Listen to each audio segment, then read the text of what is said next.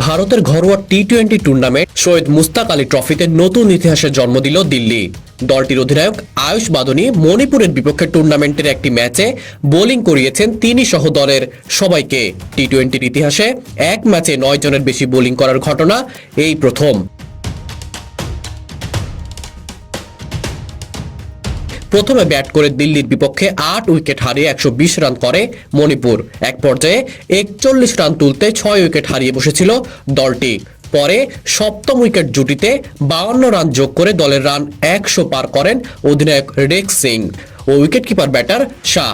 দিল্লির বোলারদের মধ্যে সবচেয়ে খরুচে ছিলেন মায়াঙ্ক রাওয়াত। 3 ওভারে 31 রান হজম করেন তিনি। এক শাহী তার বলে 3টি ছক্কা হাঁকান। দিল্লির উইকেটকিপার আরিয়ান আরানা 1 ওভারে 14 রান দেন। এছাড়া আরিয়ান রানা 10 এবং হিম্মত সিং 11 রান খরচ করেন। দিল্লির হয়ে এদিন উইকেট পেয়েছেন হার্ষ ত্যাগী, দিগ্বেশ রাঠি, আয়ুষ সিং, আয়ুষ বাদনী এবং প্রিয়ানোশ আর্য। অন্যদের মধ্যে বোলিং করেন জসধুল, অখিল চৌধুরী ও অনুজ রাওয়াত।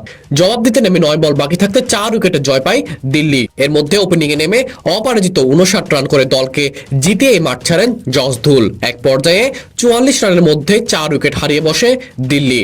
তবে পঞ্চম উইকেট মায়াঙ্ক রাওয়াতের সঙ্গে 40 রান এবং পরে আরিয়ান রানার সঙ্গে 41 রানে জুটি গড়ে দলকে জয়ের পথ দেখালো ধুল। টুর্নামেন্টে এখনো পর্যন্ত অপরাজিত দিল্লি। এর আগে কাশ্মীরকে 35 রানে ও হরিয়ানাকে 6 উইকেটে হারায় দলটি। এমন অদ্ভুতের কর্মকাণ্ডের কারণে দিল্লিকে ধুয়ে দিয়েছেন সাবেক ভারতীয় বোলার দোদ্দা গণেশ। সামাজিক যোগাযোগ মাধ্যম এক্সে তিনি লেখেন, পেশাদার ক্রিকেটে এটা এক ধরনের কৌতুক, দিল্লির এটা করার দরকার ছিল না। মুনোয়ার আঞ্জুম রিফাত, বিডি আর্কাইভ।